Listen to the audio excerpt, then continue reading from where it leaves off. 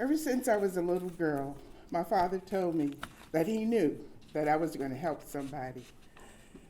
He said that because whenever my grandparents needed a pill, I was there to get it for them, and I was always interested in what they were taking.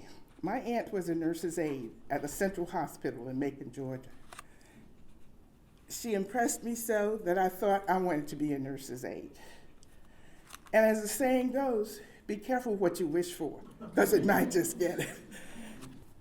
My preparation in nursing was significant because early in the 60s and 70s, the professional, particularly here in the South, had limited professional registered nurses of color. So the road for me was very challenging.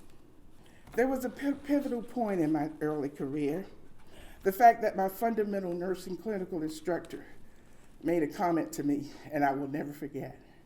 She said to me, "You will never make it as a nurse." What a moment. What a devastating moment. But look at me now.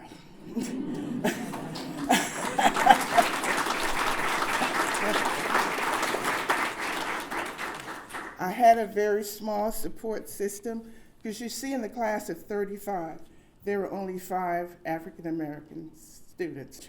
However, with prayers, perseverance, stick-to-itiveness, grit, and determination, in 1969, I graduated with an Associate of Science in Nursing from Miami-Dade Junior College. The next step, was that dreaded Florida State Board exam.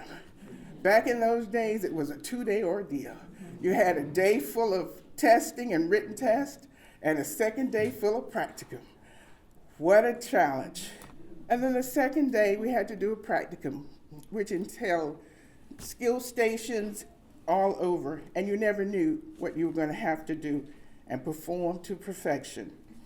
After getting through that, as Judy has mentioned, my first employment was at the Miami Heart Institute on Miami Beach. As a graduate nurse going into that was an unusual starting point, but I took it on. And with continuing classes and my colleagues' support and all of the knowledge and skills I've gained a love for cardiology, and that was my passion. After working there, I went to Georgia Baptist in Atlanta, and where did I go? The ICU. While at Georgia Baptist, they had a different type of nursing. They had an IV team and a code team. The IV nurses started all the IVs and gave all the IV meds. And the code team responded anywhere, took over the code, did everything. I was not accustomed to that at all. And after leaving Georgia Baptist, my husband decided he wanted to move home, and this is Brunswick. So in 1976, I came to work here at Glenn Brunswick Memorial then, on the 3rd floor in medical ICU. After that, I wanted to go back to school and receive a BSN. I couldn't do that because in the MICU, I was introduced to alternating shifts and alternating times. We did 2-week rotation of 7A to 7P for 2 weeks, and then 7P to 7A for 2 weeks. What a schedule. What a shock for me. But as with all nurses, you learn to adapt and you conform. And so I fell right in and finished the year, but I knew then I wanted more. I wanted to get my degree, so I went on and to go work for Dr. Griffin. He was a general practitioner, a surgeon, and an OBGYN. While at Dr. Griffin's office, I had played a dual role. I was his hospital nurse and his office manager. As his hospital nurse, I rounded here on his admitted patients, doing their histories and physicals, and getting them on the chart in the designated time so that he would be in compliant and not have to talk with the board review.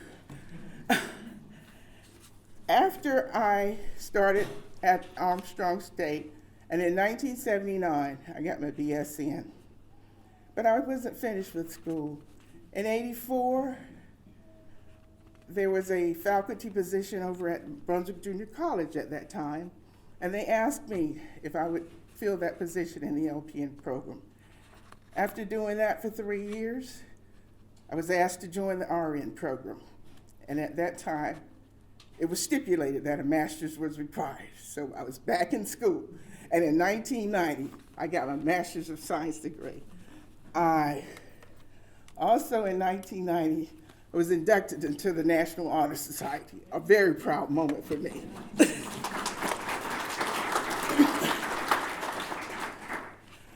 After being over in the ADN program until 94, Jan Bevan, the Director of Education and Research here, was retiring. And so that position was available. I then came on full time, but all the while I was working in education, I was providing relief supervision because that's what faculty members did. We filled in on holidays, weekends, and when some members were off on vacation. After the education and research position, I went on to become a patient family educator and a clinical educator. And in 2000, I went back to school at the University of Florida in Jacksonville for the adult nurse practitioner program. So you see, I'm a life learner, and you have to do that in order to carry out all of the positions. In conclusion, I just want to share with you, that's a proud moment when I became the education and research director. And this is when I became a house manager. And that's where I am today. And to all of you, I want to leave you with this. Nursing is a calling. Many are called, but few are chosen. Be that chosen one to keep up the good work.